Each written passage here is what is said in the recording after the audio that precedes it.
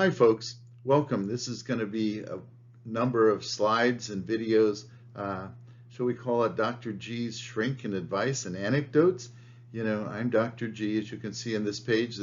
We actually have a brick and mortar building in beautiful downtown Beverly Hills. We're real. That's me in Europe and over here as a professor at the university. So thank you for joining us, and I hope this video is some help to you. Okay, this little chat is about understanding about anger, so you don't let your anger get the best of you. Many of us are dealing with COVID pandemic anger and its angst and aggressiveness. Is it stressing you out?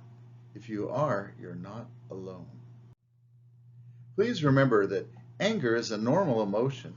No one is saying that you can't have anger. Much of our anger comes as a result of the failure to be able to control our lives, our environment, and this infamous COVID virus is one of those worst things that we have ever experienced, impacting many in the whole world. It's interfered with our work, jobs, careers, education. So much unexpected stress and angst that shows that aggressiveness is brought into our lives often. Rage is anger out of control. So chill before you get to rage. Remember that. You know, anger is a very destructive emotion. No decision or action should ever be made based on anger. Don't cheerlead yourself into trouble by riling yourself up to rage. Take the opposite tactic. Go the opposite direction by telling yourself calming and de-escalating things like, I'm better than this hassle. I don't need to get into a frenzy over little things. Calm yourself down with reverse cheerleading. As they say, don't lose your temper. Well, don't worry about it. I have my temper right here.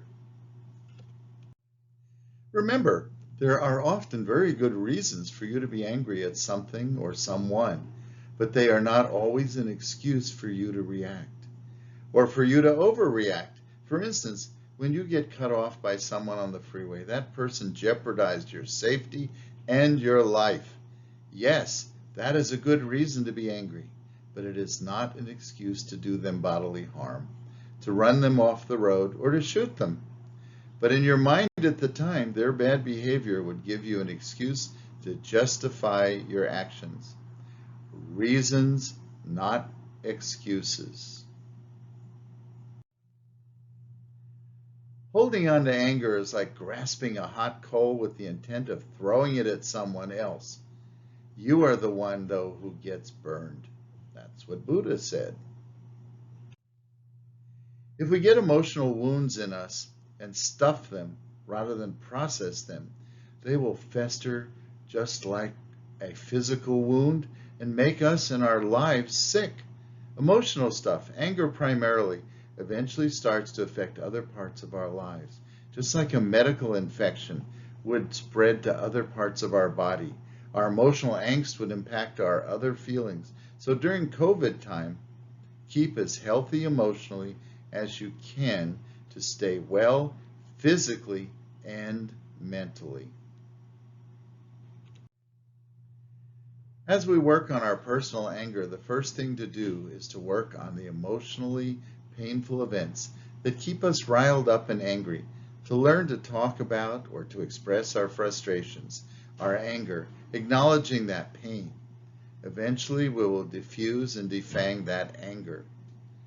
Also, there is a comparison and direct connection between our physical health and our emotional health.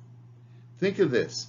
When the body experiences a cut or a wound, if it is left unattended, it will get infected. Eventually, it will fester and may even turn into gangrene, a life-threatening condition.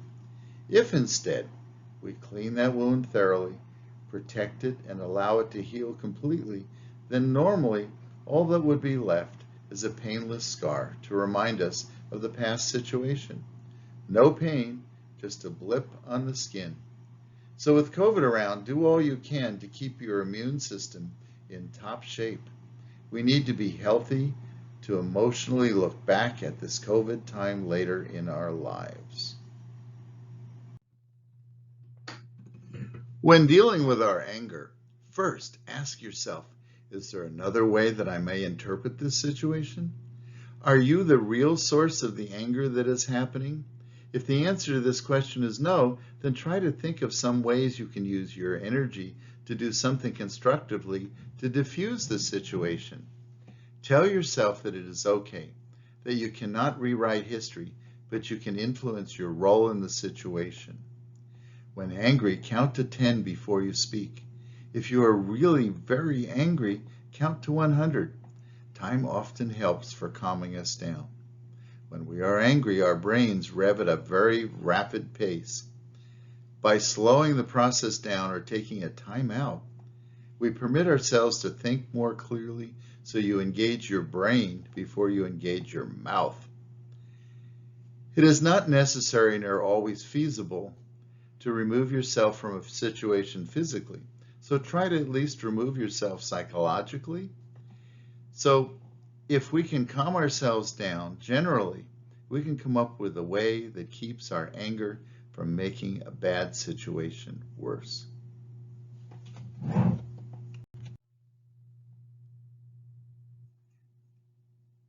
Anger, the feeling of extreme hostility, feeling rage, wanting to fight back.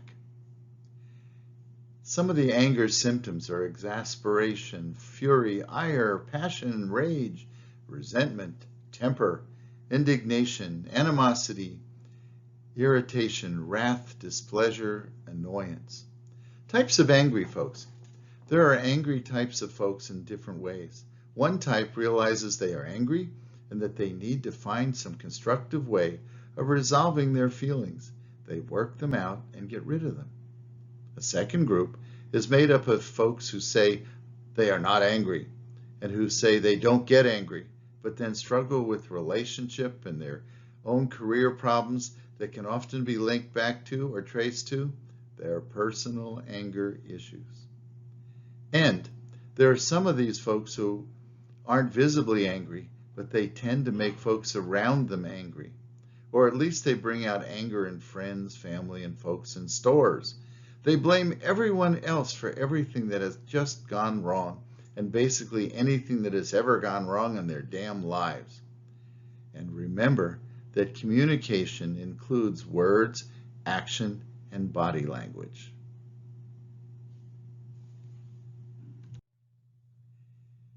Remember, you can have a good life and be respected, but you have to have boundaries, and you have the right to your boundaries and have folks respect them.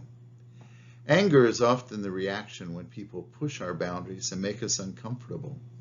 When someone pushes your boundaries, you most often fight back, because taking flight is often seen as a defeat rather than what it really often is, the wisest and best thing to do at the moment.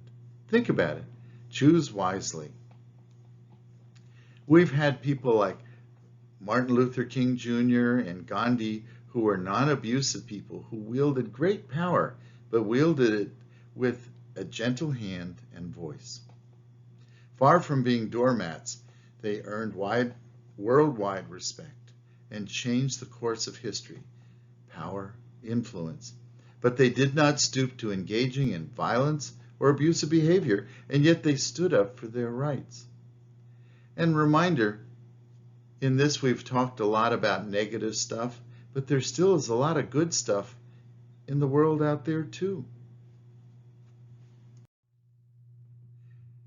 Okay, this is one of those that you're better off to read for yourself. There's a lot of things on here, but I'll remind you that, as you read this slide, there's nothing so strong as gentleness. It takes great strength and reserve to be gentle. Ross Stewart Thayer said that. And you have to remember, being gentle means that you feel comfortable with yourself, that you can be gentle and you don't have to wave a gun in front of people. You don't have to wave a big rod to prove it. People will listen to you because you're you, not because you're threatening them. So if you look down at some of these things in here, for instance, the second paragraph is one that I like a lot, kind of says a lot to me at least. True success is being able to spend your life in a way that makes you happy, that follows your passions. utilizes your best skills and enhances those in relationships with you. And when things do go wrong, the healthy person will take the situation under advisement with their inner self, recognize what went wrong and what went right, then take responsibility for their own actions and consequences. In my shrink practice, too often I have had outwardly successful people reach an older age and then ask me, "Is that all there is?" There was a song by Peggy Lee years ago, and she sang, "Is that all there is?" They missed life, the personal growth, the love, affection, and positive impact others could have had on them. They were striving instead to be successful at making a living while forgetting about making a life. Take time to look at yourself, where you are going and how you plan to get there. Make peace with yourself. And remember, gentle doesn't mean weak. Being able to be gentle enough to calm folks down during a COVID crisis, for instance, takes strength and power and a healthy ego. Otherwise, the more insecure we are, the more we end up yelling from our superego and scaring people instead of calming them.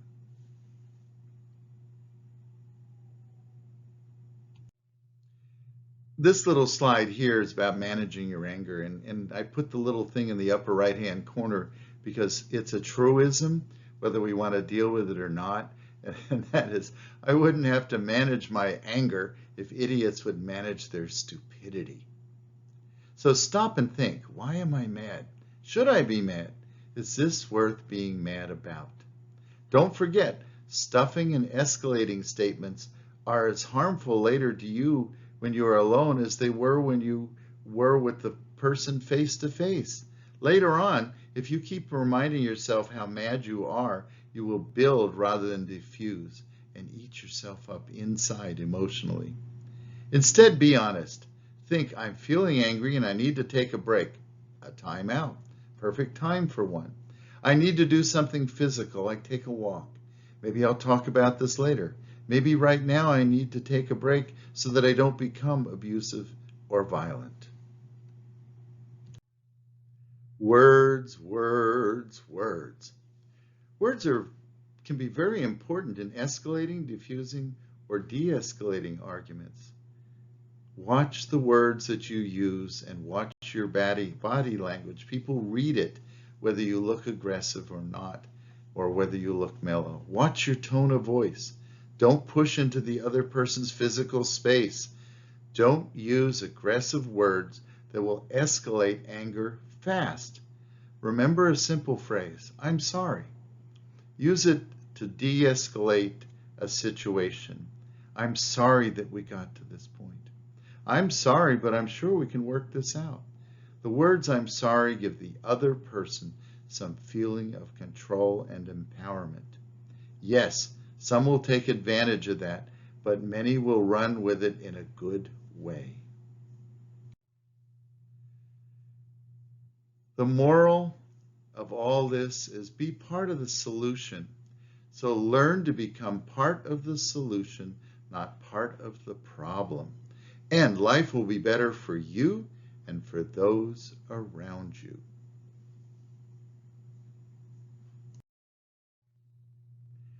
And folks, thanks for dropping by, and I hope that we were able to give you some information and help you with some things. We have a lot of different resources at the office. They say we are actually a brick and mortar building, and we have a number of other websites that we do things with. Our Beverly Hills Counseling, Beverly Hills Self-Help. We have a YouTube channel there, and the others listed down below. So stop by and see us and say hi. Thanks again.